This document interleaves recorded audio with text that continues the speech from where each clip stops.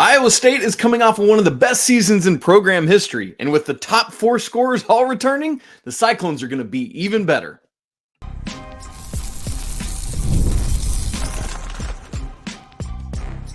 You are Locked On College Basketball, part of the Locked On Podcast Network. Your team every day. Hey there, what's up? Welcome into the Locked On College Basketball Podcast, the only daily national college hoop show out there.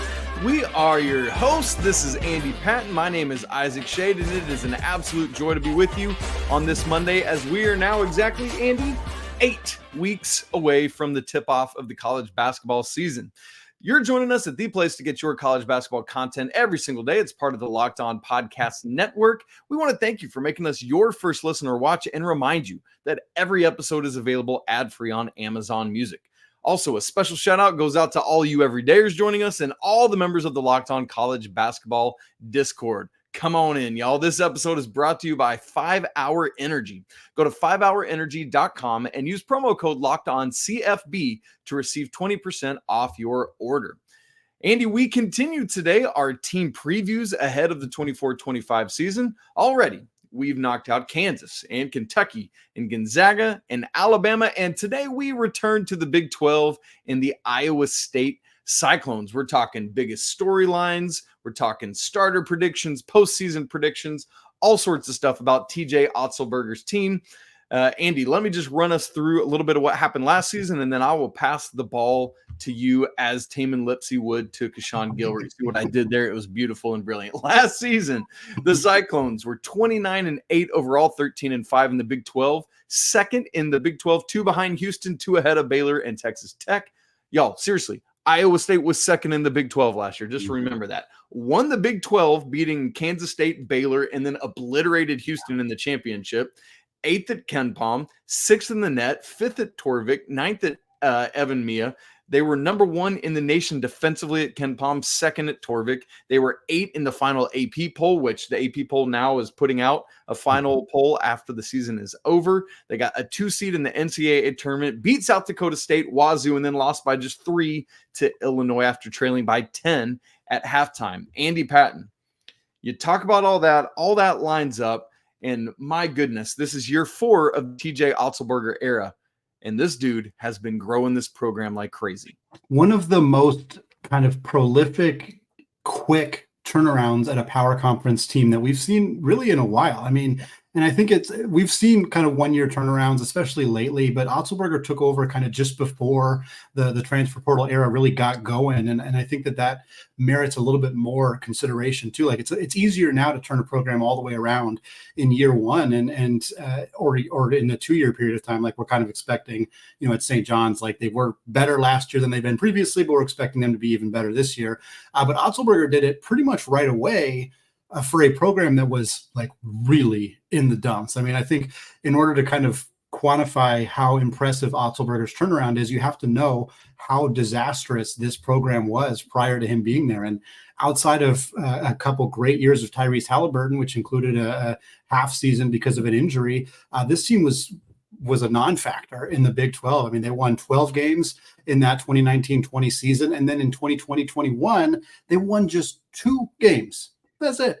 They were atrocious. They hired TJ Otzelberger. He comes in immediately. They improve by 20 wins. They go from 2 wins to 22 wins in that 21-22 season. The next year, they win 19 games.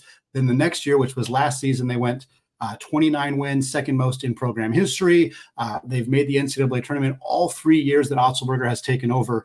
In an era where we're seeing more quick turnarounds for power programs, I think it can almost dilute a little bit of what Otzelberger did, and I don't think that it should. This has been a tremendous turnaround. There is a reason that his name was connected to the biggest jobs in college basketball this offseason. People talked about him at Kentucky. People talked about him at Michigan. They've talked about him for some of these huge jobs. And for great reason. He would be a tremendous hire. But things are pretty darn good for him right now with the Cyclones. The Big 12 is a phenomenal conference. There's limited reason to leave that place, obviously, without knowing all of the factors necessarily in terms of NIL money and things like that. But this has been an incredible turnaround for a program that was in a complete a complete disaster before he got there. And I think he deserves to be in that conversation as one of the best X's and O's coaches in college basketball right now. And as long as he's at the helm, this team is going to be incredibly competitive, even in a conference that has as much talent and as much depth as the Big 12. Andy, knowing, as you said, that this is the second most wins in program history, I went and looked it up, but I didn't put it in our notes because I wanted you to have to guess. Mm-hmm. When do you think was the single season that they had more wins, and how many was it? Oh, my gosh. I'm trying to think, like, when has Iowa State been relevant? I feel like they were – It's not the Fred Hoiberg era, I'll tell you that. Yeah, okay. If that makes sense to me that it wasn't then. I was thinking like turn of the century, like late 90s, early 2000s. I feel like they were good then, but maybe I'm misremembering that. You know what? Maybe you should exactly make it late 90s, early 2000s. Like the 99-2000 season? Yeah. Is that what it was? Oh, my goodness. 32 wins that season. That's the only season in program history with 30 or more wins. And Andy, I put it that way because we look at this team that at Torvik's preseason stuff, they are third. Andy, Iowa State is third in Torvik's preseason projections per his metrics, 40th in offensive efficiency, first in defensive efficiency. Only Houston and Duke are ranked ahead of them overall. So Andy, I mean, you look at that. We're going to talk about these four top leading scorers that they bring back. So the offense will probably improve. No reason to think that the defense really goes anywhere. And so what I'm wondering is, will Iowa State, for just the second time in program history, continue this Otzelberger skyrocket projection that they're on and get over 30 wins for just the second time in program history? I think part of it too, and we are going to get to this a little bit later in the show, is the schedule is going to have an impact here, obviously. And we spent a lot of time in the offseason and even during the season last year criticizing Iowa State's non-conference schedule last year. It is better this upcoming season, and that is a good thing for Iowa State. It's a good thing for the Big 12. It's a good thing for college basketball. It may not be a good thing in terms of their quest to get to 30 wins because they have a few tougher games on the schedule. We'll see how that kind of plays out for them. But when you return four of your top leading scorers, when you return a dynamic talent like Milan Momcilovic, when you return Gilbert and Lipsey, like we talked about, Curtis Jones, like this team has so much talent. And we'll talk about some of the newcomers as well, and guys that I think are really good fits in Otzelberger's system. I think that their front court is improved from last year. It is the only area where there is not as much continuity. And I think that is something that to watch it, particularly early in the season. Now they don't have a lot of competitive games until they get to Maui. So I think getting that front court to kind of gel is something that will be certainly worth watching for this team. And there's some lineup stuff that they can do that I think could be really tricky for opposing teams. They could do some smaller lineups. They can do some really big jumbo lineups with some of the guys that they have. So I think that they have a lot of ways to attack, and Otzelberger is a good enough coach to find those mismatches and exploit them. And so, yeah, I think that this team absolutely can get to 30 wins. I think the depth in the Big 12 is a little bit down just because they've added so many schools in the last 2 years, and a lot of them are not moving the needle in the basketball space as much as some of the other ones are. So I think that is going to help Iowa State, and I think they're going to be right around that 30 wins. But it's going to be a really fun year, and we've talked about continuity so much on this podcast, just in terms of how important it is for teams that want to kind of be in that top 5, top 10 conversation. And there are few, if any, teams. I think Gonzaga and Iowa State, off the top of my head, are the two teams with the most continuity that are in that top 10 conversation at this point. And I expect them to both be really good throughout the year. And one of the things to that continuity, Andy, because I know we've also talked about, like, we can't overrate continuity. Yes. But I feel like maybe, and I'm curious your thought. I'm literally having this thought in real time, so disagree if you want to. But I'm wondering if for these defensive first teams, like a Iowa State, like a Virginia, if the continuity is more about the coach and everyone buying into that defensive system to where the continuity does matter because everyone knows how to lean into that. That's a good question. And I think I tend to think yes. And I think continuity matters for a defensive focused team in the sense of like getting the new players to buy in to the system, because a team that's good defensively as a unit is good, not because they have 5 great individual defensive players. Usually some teams do, but most of the time it's because they have a good defensive system. Yeah. So like Having said that, for Iowa State, I think the additions that they have made are going to fit in well to that system. And we'll talk about Joshua Jefferson, who comes from another system that is incredibly defensive focused at St. Mary's. And so I think that kind of helps. The systems are not the same, but he's been in a system that focuses on defense. So I think that helps. But yeah, I think the biggest thing that can impact continuity is bringing in like ball dominant players who are going to be asked to play a different role offensively. And I think that's what gets talked about more often. But certainly if you bring in players who are not a good fit for your defensive system, even if they're good individual defenders, that can throw things off in a major way. So I do think that it matters. I think you can make a strong argument that it matters more for a defensive system to have that continuity. And Iowa State certainly has that going into this next season.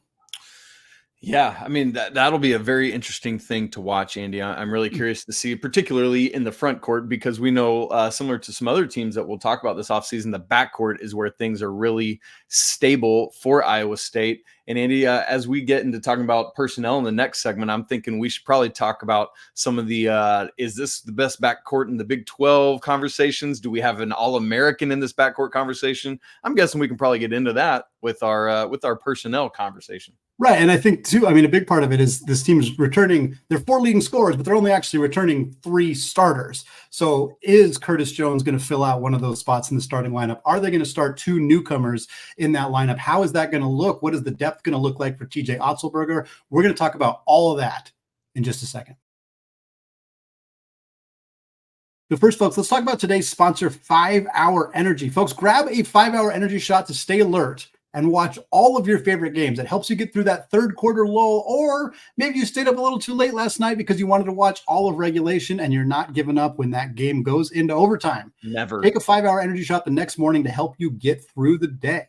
5-Hour Energy is a brand hardworking people have trusted for over 20 years to give them the alert, energized feel they need to get through a busy, hectic day. You always know where to find 5-Hour Energy. It's right at the cash register at nearly every convenience, drug, and grocery store nationwide. So stock up on money-saving multi-packs to make sure you never run out of delicious, energizing 5-Hour Energy shots. Go to 5hourenergy.com and get some 5-Hour Energy product today. You can even use our promo code LOCKEDONCFB to receive 20% off your order. That offer is only available until September 30th on one order and cannot be used with other promotions, and the code is not good on subscription orders. Go to 5hourenergy.com today. All right, as continuing our conversation here on TJ Otzelberger and the Cyclones of Iowa State, again, I think the biggest storyline outside of just the tremendous growth that this program has gone through in the half-decade, not even full half-decade that TJ Otzelberger has been there, is the fact that this is a team that not only had so much success last year, 29 wins, second in the Big 12, they're returning 3 of their starters from last year, as well as Curtis Jones, who I think for a lot of people who maybe didn't watch a ton of their basketball probably just assumed Curtis Jones was one of their starters last year. The dude averaged 11 points, 3 boards, played the 4th most minutes on the team, yet he was actually coming off the bench for the majority of the season. Of course, the other 3 players here are Tamin Lipsey, Keshon Gilbert, and Milan Momcilovic. All are back. All were double-digit scorers alongside Curtis Jones. So you're bringing back 4 players who averaged between 10.9 and 13.7 points per game last year.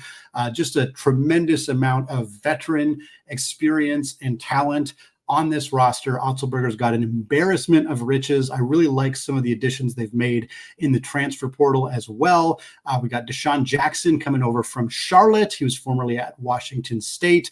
You got Brandon Chatfield coming over from Seattle University. He was their starting center last year. Joshua Jefferson, mentioned him briefly. I'll talk about him more. Transfer from St. Mary's, who was injured at the end of the year and didn't play for the Gales in the tournament or even in the WCC tournament, but was fantastic for them prior to that, averaged like 10 and 5. And again, in a system like St. Mary's, where they're getting up a shot every 4 minutes or so, averaging 10 points is pretty darn impressive. Iowa State also adds Nate Heiss from Northern Iowa as well. Isaac, I think that this team has so many different options on how they can start, how they can go with their starting lineup, what lineups they can play throughout the game. And I think it gives Otzelberger the opportunity to be prepared to play against teams that have more size, like Kansas if they're playing Dickinson and Adams at the same time, which is what we expect. And they also have the opportunity to play against teams that maybe don't play as much size, but have more floor spacing or more shooters, or just get up and down the floor a little bit faster. Think maybe Arizona. I know they got some size with Krivas coming in, but Arizona can run some lineups that are going to run a lot of teams off the floor. And Iowa State, I think, has the personnel to not let that happen to them. And so I think this creates a situation where this team is going to be really tough to match up against, because they can beat you a lot of different ways. And I think it's that that spread you out, use 3-4 guards kind of lineup is where they're going to be at their best. Yeah. Andy, which is probably a hint at where I'm going with my starting lineup prediction. Yeah. But I love that in a year where you've lost both Robert Jones and Trey King and Ward and Omaha Billy off to Wake Forest, where you've lost all these front court guys that you bring in. Obviously Nate Heiss is a guard, but he's 6'5", who can play the three.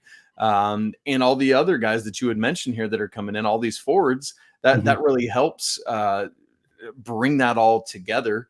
I think a key in that, and I know you said we'll talk about Jefferson more, but how quickly will he be back to full health and ready to go?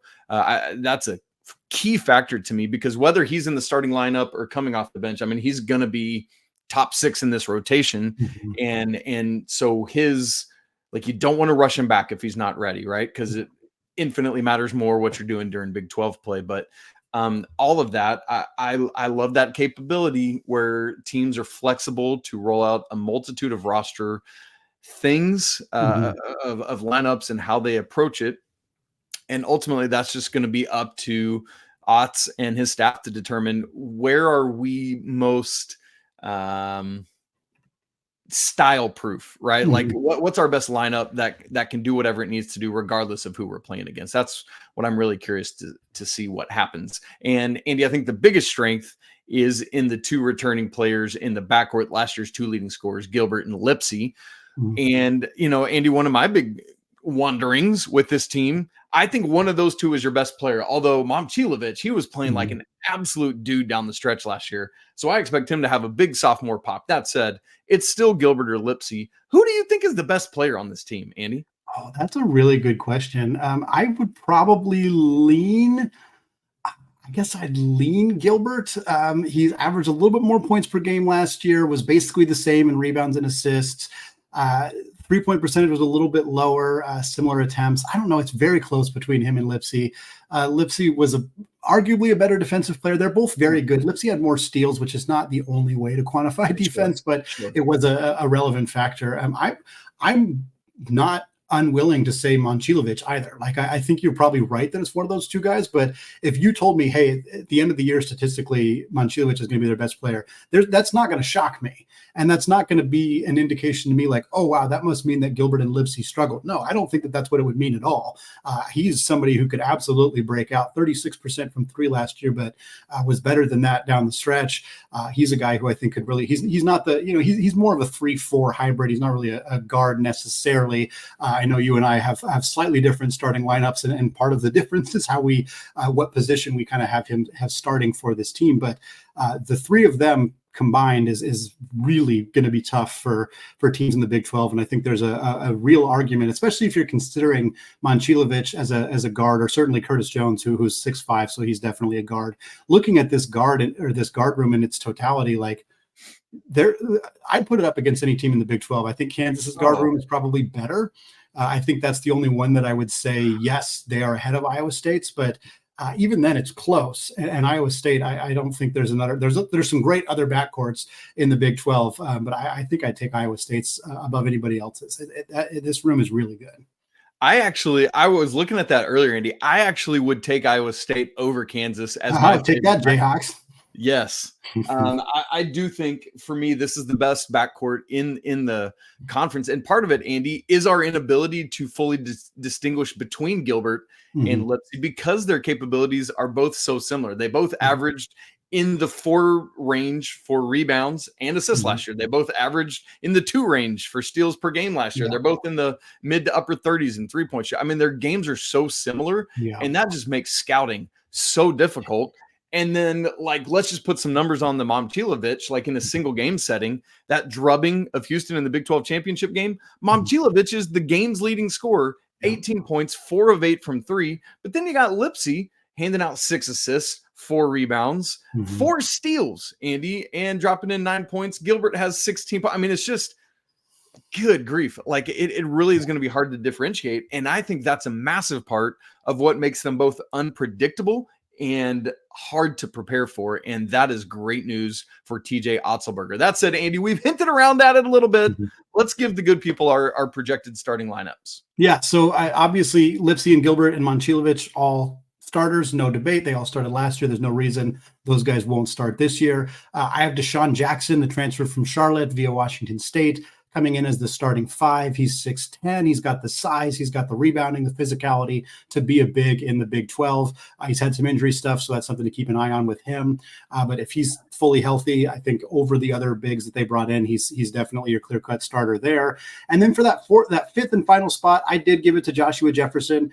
I think there's, like we've said, there's kind of 6-7 guys that are pretty clearly in the rotation. For me, if I'm giving that starting spot to Jefferson, that means I have Curtis Jones once again coming off the bench. I think Curtis Jones is probably in their finishing lineup, but I think Momcilovic plays the 3. I think Joshua Jefferson, who's 6'8" and played the 4 at St. Mary's, is pretty clearly the 4. And then Jackson plays the 5. And then you have the 2 guards, of course, in Lipsey and Gilbert. But again, I think there'll be a lot of lineups where you slide Momcilovic to the 4 and you start Curtis Jones. And I don't want to give it away, Isaac, but I think you probably agree with that sentiment. Yes, and that's the lone difference I have with my projected starting lineup is Curtis Jones at the 3, Momcilovic at the 4, and same as you, Jackson there at the 5, obviously with Lipsey and Gilbert as the backcourt starters. And, I think that's another nice part about, like, hey, if Jefferson isn't fully ready to go by November 4th, you're in a great shape because there's the rest of your lineup. Yeah. And then, Andy, outside of those 6 that we've named, the only other one that I feel very, very confident in the top 7 is Nate Heiss. Yeah.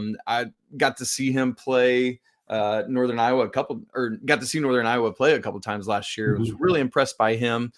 Be interested to see, like, can JT Rock, the redshirt freshman, who's a legit 7-footer, can he get some time in that front court?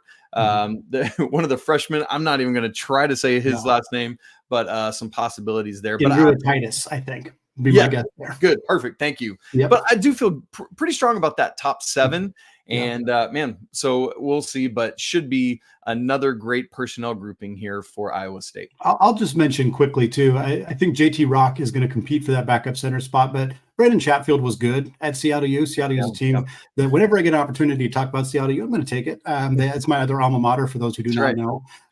They've won 20 games 3 years in a row in the WAC, and Chatfield, I don't know his numbers off the top of my head, but he was a double-digit scorer, big-time rebounder. He's a big body. He's a legit 6'11", 7 foot, and guys who are that big in conferences like the WAC tend to be able to dominate, and he was able to do that at times. So how that translates to the Big 12 remains to be seen. I think the fact that this is not a team that needs him to, play 25 minutes a game or even 15 minutes a game or maybe even 7 or 8 minutes a game. I'm not sure what they're going to ask him to do, but I think given a small role, he's somebody who can contribute and being able to, if nothing else, provide depth in the front court, size, a big body against, to practice against, whatever role he fills. He's a guy that if they needed to put him on the court, he's more than capable of filling a role. I think he's probably 9th or 10th on the rotation here. And I think that says more about Iowa State's depth than the talent level of Chatfield, who I think can play in the Big 12 in a role similar to what he's likely going to have for this team.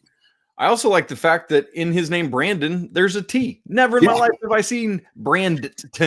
So, way to go, his parents. Andy, last season, Iowa State, as we talked about, finished 2nd in the Big 12, won the Big 12 tournament, grabbed a 2 seed in the NCAA tournament, and advanced to the Sweet 16 while knocking off 29 victories. So, as we talked about earlier, can this year be even better? We're going to give you our predictions all coming up in just a second.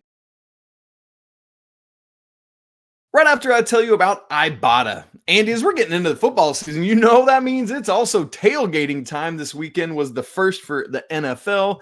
College football is a couple weeks in now, and nothing beats getting ready for a football game better than grilling out and playing games with friends, man, spending those hours together just doing fun stuff. So To get ready for your tailgating necessities, stock up and earn cash back on every purchase when you use Ibotta. So you won't have to choose between burgers or hot dogs. You just get them both. Ibotta is a free app that lets you earn cash back every time you shop. Earn on hundreds of items, from groceries to beauty supplies, even toys. So you can make sure you're beating inflation no matter what you're purchasing. You can save on over 2,400 brands and shop at over 1,000 retailers, including your favorite grocery stores, plus places like Lowe's, Macy's, Best Buy, and more. Right now, Ibotta is offering our listeners $5 just for trying it out.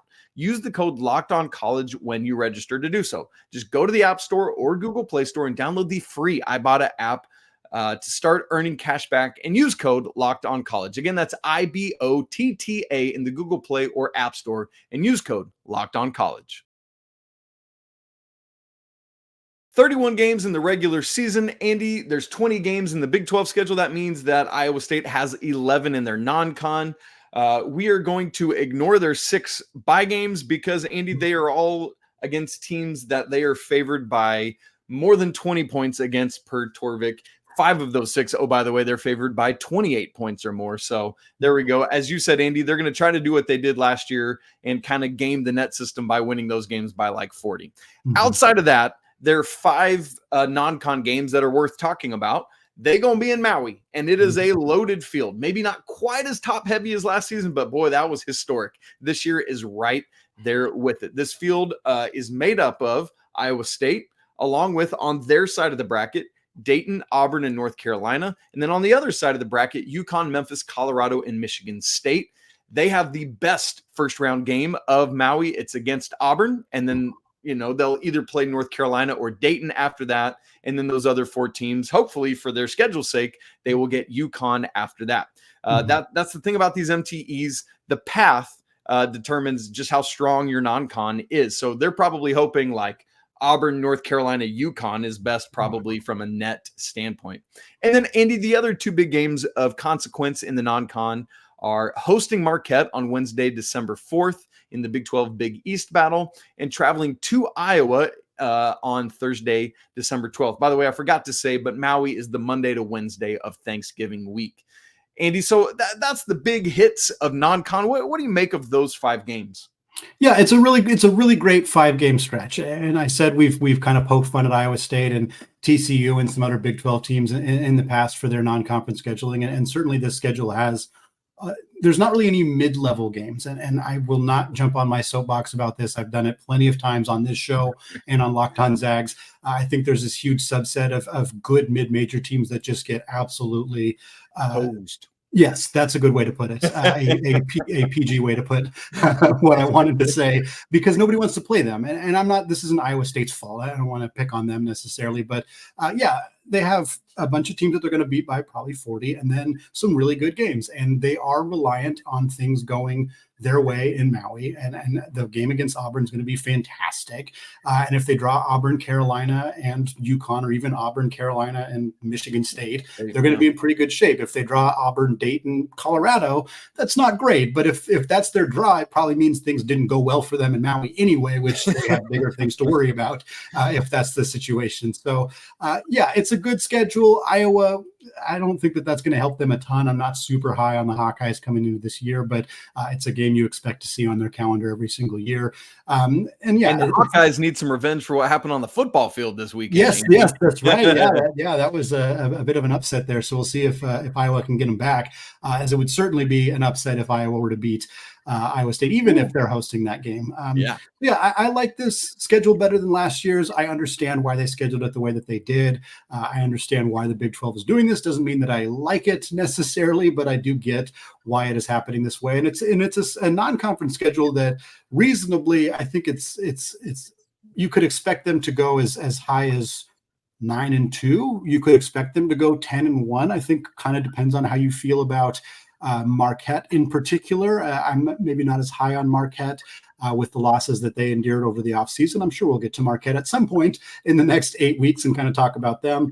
But this is a team that I think is going to do really well here in the non-conference, and especially with Mississippi Valley State, Kansas City, and IU Indianapolis as their first 3 games, being able to get that front court in particular, who is, going to be a combination of new players to the system with Jackson and Jefferson and whomever else kind of fills in that spot, they're going to have some opportunities to kind of get those guys up to speed in terms of how their system works in actual gameplay before they head to Maui and start that. And I think that's always important to have those kind of tune-up games to kind of get that whole group prepared. But this is a schedule that should serve Iowa State well as they get into conference play.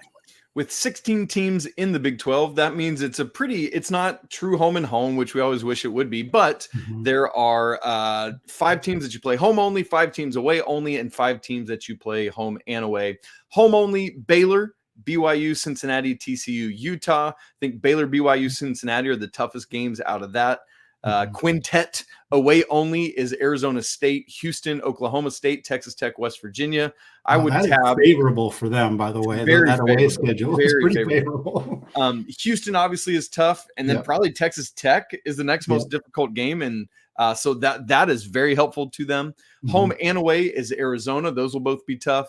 UCF, they did some things at home last year. I'm not too concerned. Colorado, as Andy said earlier, is not going to be great. Which, by the way, that's interesting in terms of the Maui side of things. What's going to happen? I thought about that too. Yeah. And then Kansas home and away, and Kansas State home and away. Kansas State's the most unknown to me of probably the entire Big 12. So, probably a moderate Big 12 schedule there. It's really hard to know until we get going. Andy, all of that said, let's project. First off, let's project their regular season conference record as well as where the Cyclones will finish in the Big 12. Yep, I have them finishing 3rd in the Big 12. I have them going 22-9 on the season. That is 10-1 in the non-con and 12-8 in the Big 12. I didn't pick every Big 12 game, although with the non-con I did. I think they're going to lose to North Carolina in the second round. I think they beat Auburn, lose to North Carolina, and then they beat whomever they play in that game. Probably Michigan State would be my guess, but we're still too early to know there. So that's what I think happens in the non-con. That means I do have them beating Marquette. I do have them going on the road and beating Iowa and Auburn, which is a very big win for them in Maui if they were to pick it up. 12-8 in the Big 12 doesn't sound very good, but most teams, I think last year the teams that finished 3rd in the Big 12, I think they had 8 losses last year, or like 7 losses. 7, I think it was. Yeah. So they would be in the conversation to finish 3rd or 4th with a 12-8 record. So that's what I put them at right now. 22-9 might feel like a disappointing season for them, but I think it would, especially with some of those non-conference victories, if they picked them up, I think that would put them in a position to be potentially as high as a 3-4 seed somewhere in there in the NCAA tournament. Andy, I have Iowa State finishing 2nd in the Big 12. I think Kansas will rebound and win the conference, and so that's why I have Iowa State right behind them. Very close record years, 23-8 overall, so 1 fewer loss, but it comes in a different way. I actually have a worse non-con record, sitting at 9-2. I think they're going to, between Maui and Marquette, I think that's where the 2 losses come from. I'm with you. I don't think they lose to Iowa.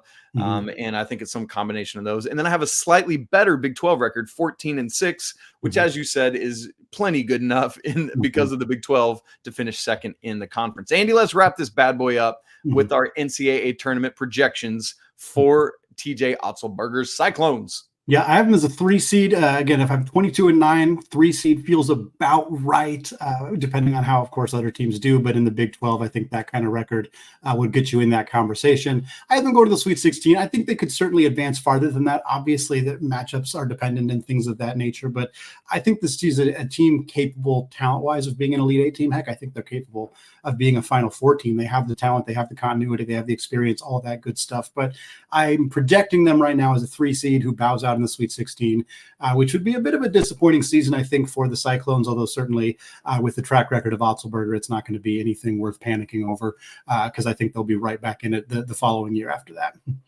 Andy, very similarly, I'm just right close to you, but slightly different. I have them repeating as a 2 seed, and this year making it 1 round further, the furthest of the TJ Otzelberger era, all the way to the Elite 8 for the Cyclones this year. I see how that bracket's going to lay out, and who knows how that's going to go. But that's where we have it. We have Iowa State, regardless of the nitty-picky differences between us, Iowa State as a very good team yet again this year. Very excited to see see how this club comes together. And as Andy has said a couple times, how that front court really gels. And they've got several bye games right out of the gate to figure that out. We got much more conference and team previews coming up for you. We will have another conference preview on Friday, a couple other team previews throughout the week. Make sure to stay tuned. If you haven't subscribed, make sure you do that so you don't miss any of those, both video and audio. Come join us in the Locked On College Basketball Discord, where conversations starting to heat up as we get closer and closer. Again, reminder, 8 weeks from today, baby. Let's get after it. As always, we want to say apologies to the Lawyer family. Let's go Wildcats. I guess we talked about Arizona and Kansas State a little bit today, so we'll give that to them, except when they play Iowa State, because this is a Cyclones episode. We'll talk to you again tomorrow, but until then, peace.